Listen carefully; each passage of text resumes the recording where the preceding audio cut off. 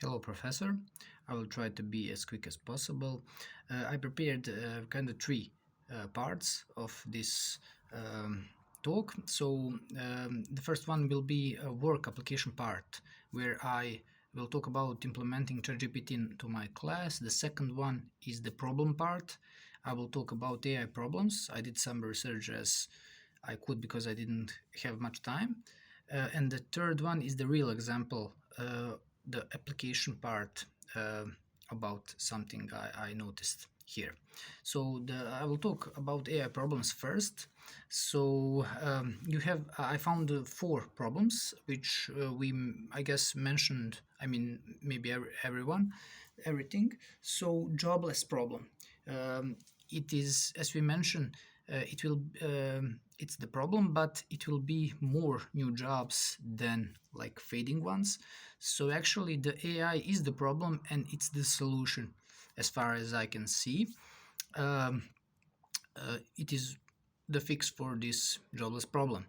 But if you want to hold the job, you can be like one job man. You will need to know a lot of things so you can hold your job position. If you know only one thing, you will be easily replaced. The second thing is the trust related problem. It's As the AI is advancing, it will come to human intelligence, and the trust problem will be really important. There should be some guiding rules for the AI providers uh, to fix this problem. The next one is safety problem, but I guess there is no solution to this problem because military will always use this technology in the worst kind of way. So like safety problem, yeah, it can be managed to some kind, but yeah, military will be always on top of that. So I guess safety is not guaranteed. I'm trying to talk as much as I gathered my information. I could be wrong about something. Also trying to fit in the time. The next one is computation problem, which is the problem of the resources, computers and stuff. So with the AI, you will need like a lot of data. You will need a lot of computing power.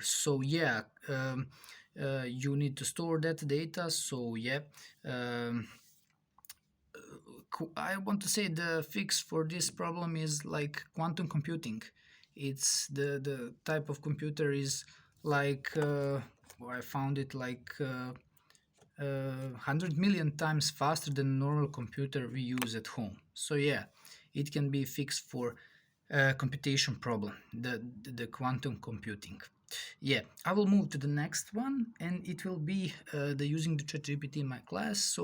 Yeah, I'm planning to use it in my class, and to replace the old way. Let's say, for example, programming. The students will, if I will use it, the ChatGPT, anyways. So it is better to implement it and to learn them, to teach them how to use it properly.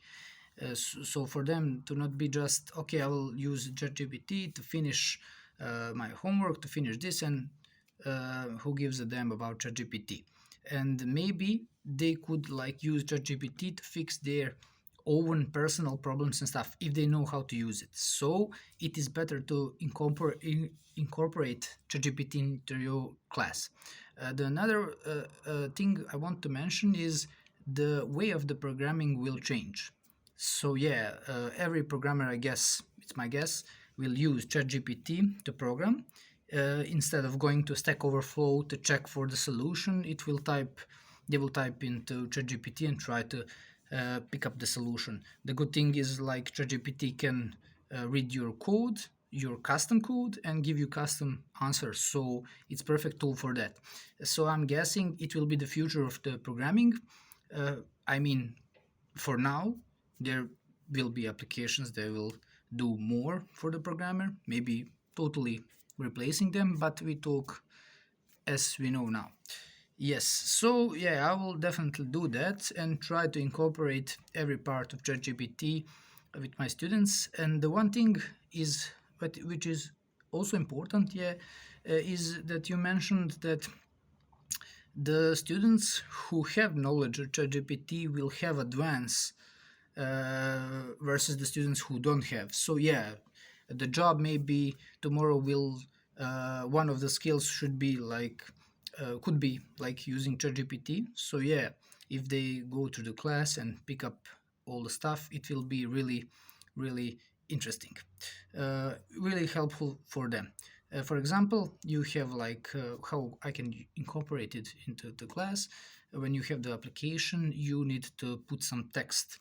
Usually it would be like just rubbish, some random text like lorem ipsum, but with ChatGPT you can like type what type of text you want for the application, and it will generate some good text, real text. So you can use it and have like a good prototype, really like helpful, and not just a prototype where you just throw everything and yeah, it's prototype.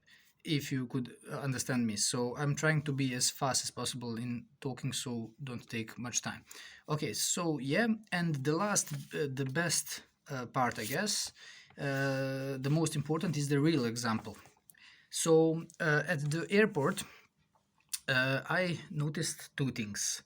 The first one was my friend, my colleague, he lost his luggage on the airport from Barcelona to city of Vigo city, here in Spain. So they lost his luggage and he had to like leave more. Even now, they contact him. He got the luggage, but still he didn't receive it. So he will probably go tomorrow to receive, or they will send him. So he was living like 5-7 days without the luggage, and it is like, oh, it's so I'm so mad. If that happens to me, I would be. I can explain. It's impossible today that they have that kind of like I don't know, that they lose your luggage. So that is a big problem. I would not like to that happen to me. So we talked about drones, how we can apply it. I said like we can like use luggage and travel, and yeah, a drone could pick up your luggage and move it from country to country. But we said like we need to check the regulations and the borders. Drones can fly around the airport and stuff. But yeah, in this situation, it would suit perfect. It's the Spain, one country. It's two cities. They made a mistake. It would be like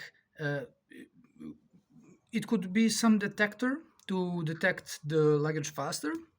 And if this situation, because he's in Coruña, so he had to pick up the train the first day and to go to Coruña, so he could not wait maybe until they find the luggage. So yeah, it would be perfect like for the drone to pick the luggage and drop him like in a matter of, I guess, hours. It would be perfect. Yeah, that is one thing. And another thing I didn't mention, but I noticed, is we had a big problem. Like we came to the airport, El Prat in Barcelona, to move from the airport El Prat from the Barcelona to fly to Coruña directly. So we when we bought the tickets, the ticket company, I guess the third party, told us that we need to buy tickets. I mean to check our luggage at the airport. We can't check it like online. Only in that situation with that company. It's the Vueling company. So okay, we came like we have 1 hour until our flight. So we were like, okay, we want to check in to pay for the luggage. Other luggages with Wizz Air, and it was paid online. Everything okay. So they said, okay, you can pay it now, no problem. It will be more expensive, but you can pay. And I was like, okay, let me give you cash. And he was, whoa, no, you can pay only with the card. And they never attached something or wrote something like you can only pay with the card.